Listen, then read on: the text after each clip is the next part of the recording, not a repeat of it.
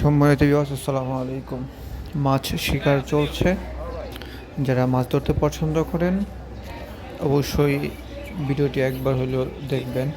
আশা করি আপনাদের অনেক ভালো লাগবে।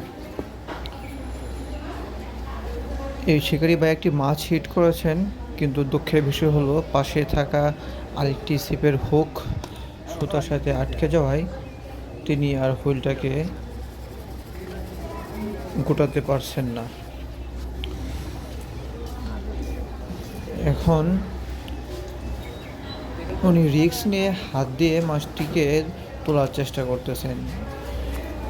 এটা অত্যন্ত রিস্কের কাজ। এই সময় মাছটি সাইজ ভালো হলে হাত কেটে যেতে পারতো। মাছটি সুতা টান দেওয়ার সময় হাতের আঙ্গুল কেটে যাওয়ার সম্ভাবনা খুব বেশি থাকে।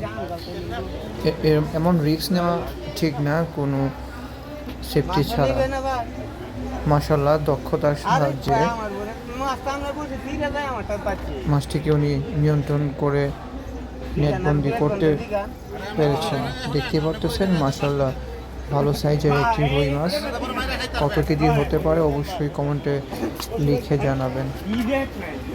যারা মাছ ধরতে পছন্দ করেন তারা অবশ্যই চলে আসতে পারেন গাজীপুরের মাওনায় এই পুকুরটিতে। মাশাআল্লাহ ভালো সাইজের এক একটি মাছ এই পুকুরে পাওয়া যায়।